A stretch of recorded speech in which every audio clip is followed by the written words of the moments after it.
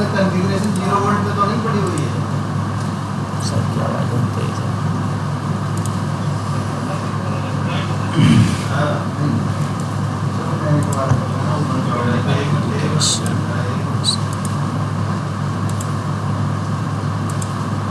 इसका hardware remote किधर है?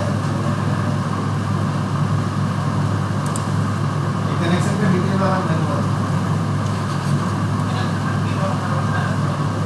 कौन सा है, क्या नाम है? ये प्रोटोकॉल यहाँ से आपको ऐड करना है। प्रोटोकॉल में जाके UDP, ठीक है, ACS 31, ठीक है, यहाँ पे मैंने ऐड कर रखा है, इस वजह से यहाँ पे आपको आइडेट दिखाई दे रहा है। ओके, तो ये मेरे पास PLC 1 का प्रोजेक्ट है, ठीक है। तो उसके बाद ईथरनेट में आपको प्रोटोकॉल ये ऐड कर लेना है और कुछ भी नहीं करना है यहाँ पे, और उसको एक्सपेंड कर लेना। एक्सपेंड करने के बाद आपको यहाँ पे पोर्ट नंबर 5003 को सेट कर देना है, ठीक है, वैल्यू डाल देना है यहाँ पे। ये वैल्यू आपकी होनी चाहिए same HT same. This is PLC 2। आपको यहाँ पे आना है, फिर से वही काम करना है, प्रोटोकॉल में आना। आप नया प्रोजेक्ट क्रिएट करेंगे और यहाँ से आप प्रोटोकॉल ऐड कर लेंगे। यहाँ मैंने ऐड कर रखा है, ठीक है। तो ये एक HSS इंडेक्स नंबर 0 क्रिएट हुआ है दोनों PLC में। इसमें भी इंडेक्स नंबर 1। अगर मैं यहाँ पे एक बार और प्रोटोकॉल ऐड कर देता हूँ,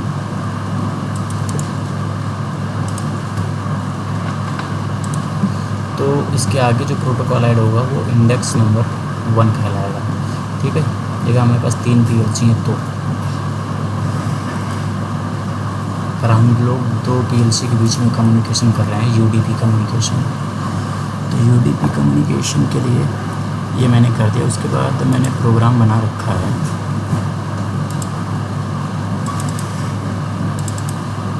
यहाँ पे आपका एप्लीकेशन आएगा, वर्जन 2 की है तो आपको कोडिसिस में प्रोग्राम करना पड़ेगा, ठीक है। तो मैं आपको सबसे पहले तो वेरिएबल दिखा देता हूँ, ठीक है। ये टेस्ट नाम से मैंने प्रोग्राम को क्रिएट कर रखा है और ये मैंने पूरा उसका, ठीक है, इस नाम से सारे वेरिएबल बना रखे हैं इसके अंदर, ठीक। और उसके बाद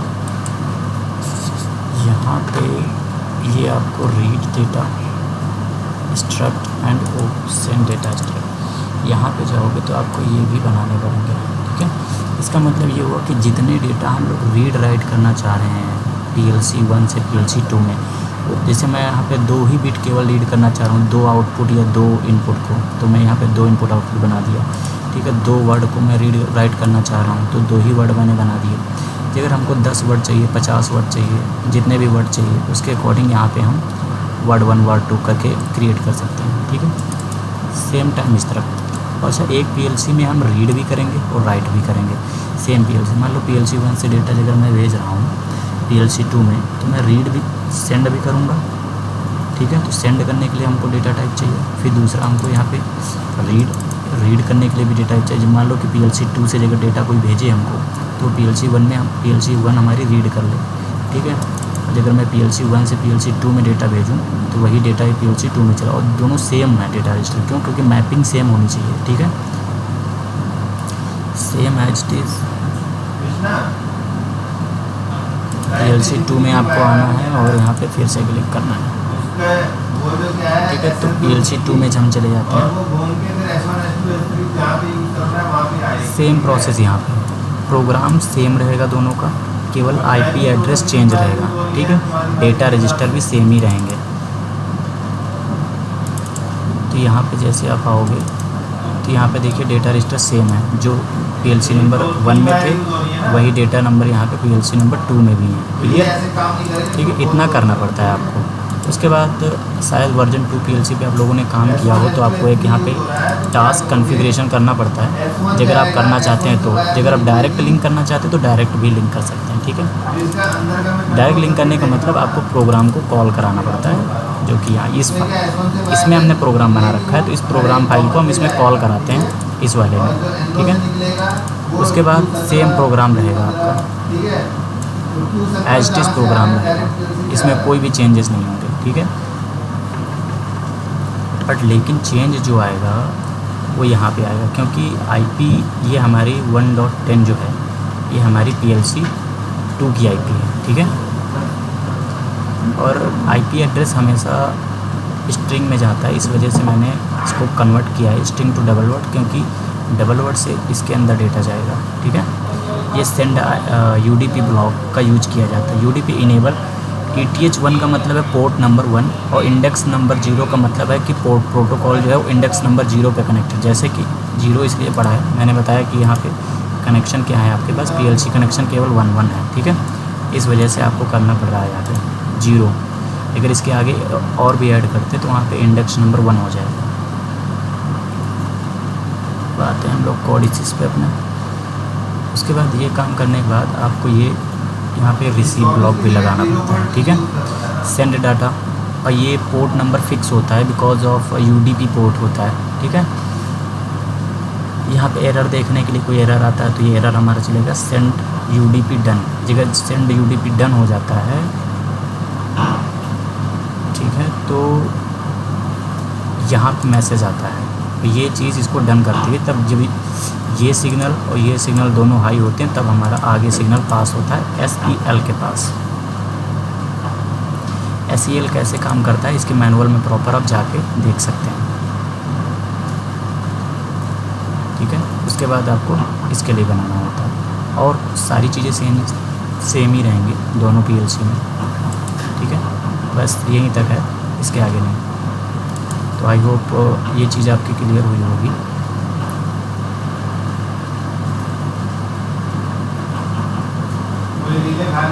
और सेम कॉन्फ़िगरेशन हमारा यहाँ भी है।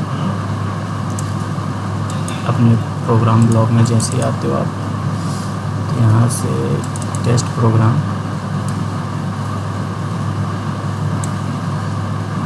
यहाँ भी वही चीज़ें सारी, ठीक है।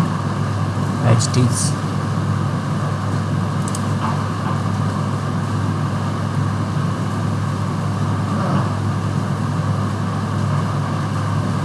सेम। अब मैं आपको ऑनलाइन लेके दिखाता हूँ इसको। तो मैं टूल में जाता हूँ, IP कॉन्फ़िगरेशन, स्कैन IP,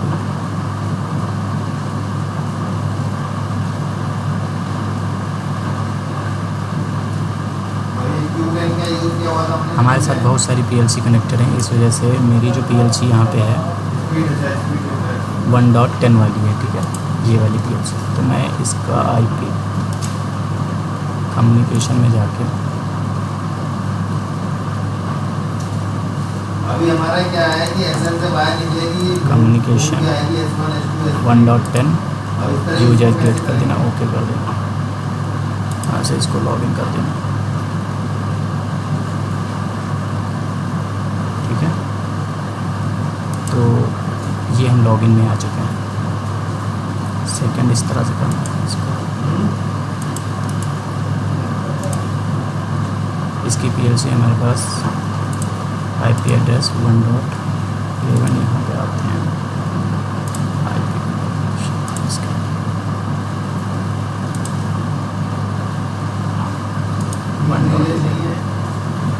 अपने रिले बोर्ड में कितनी रिले खाली बचेंगी? कम्युनिकेशन 1.11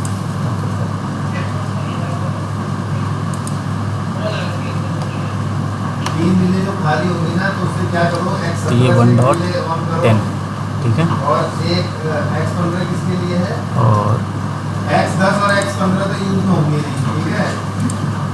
यहाँ पे आप देखोगे 1.11 है। एक तो तेरे को ठीक है। स्टार्ट चाहिए और इमरजेंसी चाहिए, तो ही चाहिए ना।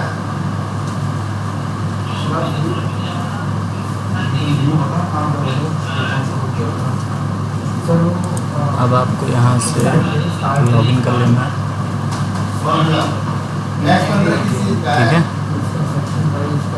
लॉगिन करने के बाद आपको यहाँ से रन कमांड रन करना, ठीक है।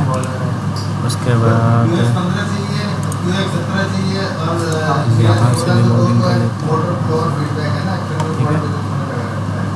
तो यहाँ पे कम्युनिकेशन होना स्टार्ट हो जाता है।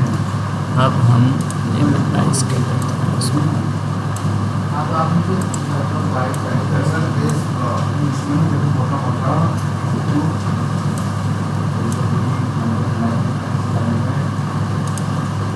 ये जी लिखा हुआ है तो ये तो गेज है जिसे हम इसमें ऑटोमेशन मिलता है हाँ पास में और स्विच वाला उसके पास में तो ये तीनों जो है ना वो रिले के एनोड से बोल के आएंगे और रिले के कॉमन में 0 वोल्ट देना पड़ेगा ये एसएम से ठीक है टेम्परेचर इसके बाद आपको यहाँ पे आना पड़ेगा। मतलब एसएम में हमारा 24 जो एसएमबीएस का है वो तो पीडीएम से कॉमन ही हो गया पीडीएम से ठीक है। 0 वोल्ट उठा के सेंड एंड रिसीव। अब क्या करेंगे हम लोग, रिले के एसएम में ताकि मान लो कि हमने यहाँ पे कुछ वैल्यू डाल रखी है, ठीक है।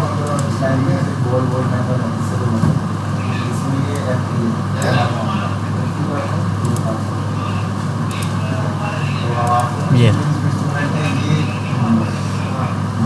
अब यहाँ से जो डेटा हम इसको मान लो ऑफ करते हैं, मैं इसको फॉल्स करना चाह रहा हूँ, ठीक है, और इसको भी फॉल्स करना चाह रहा हूँ। कॉमन तो 0 वोल्ट देना है 0 वोल्ट का सर्किट है यहाँ पे जैसे हमारा ड्राइव 24 वोल्ट पे चलता है ना डीआई में 24 वोल्ट प्लस देने पे चलता है यहाँ डीआई में 0 वोल्ट तो मैं F7 दबाऊंगा, F7 दबाते ही ऑफ हो जाएंगे, ठीक है। तो यहाँ पे देखो ये चीज़ ऑफ हो गई, ठीक है, F7 दबाते ही, ठीक है। और मैं इनको रिमूव कर देता हूँ, ठीक है, रिलीज कर दूँ, F7 दबा के फिर से रिलीज कर दूँ, तो ये अभी रिलीज़ हो गया, ठीक है। अब क्या करना चाहते हैं कि अभी यहाँ पे ये रिसीव डेटा था हमारे पास और इस तरफ से सेंड डेटा था। जब इस तरफ से सेंड डेटा होगा तो इसके रिसीव में पहुँचेगा, ठीक है। तो ये सेंड डेटा जो है PLC1 का, मैं अभी इसको फॉल्स कर रहा हूँ, ये फॉल्स हुआ, ठीक है। मैं इसको रिलीज़ कर दे रहा हूँ, अभी ये रिलीज हो गया। अब मान लो कि मैं PLC1 से डेटा भेजना चाह रहा हूँ PLC2 में, तो मैं यहाँ पे कुछ वैल्यू डाल देता हूँ 90। F7 दबाते ही 90 आपको यहाँ मिलेगा। इसका मतलब PLC1 का सेंडर PLC2 का रिसीवर होगा, ठीक है। अब मैं हाई करूँगा तो यहाँ पे आपको दिखेगा ये हाई हो गया, ठीक है। आप देखना, अब PLC2 का सेंडर होगा और PLC1 का रिसीवर होगा।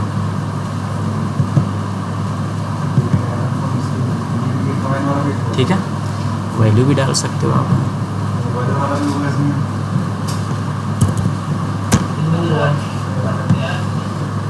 इसको ये दो, ठीक है। तो आई होप आप लोगों को ये चीज़ क्लियर हुई होगी, ठीक है। ABB UDP communication protocol version 2, ठीक है।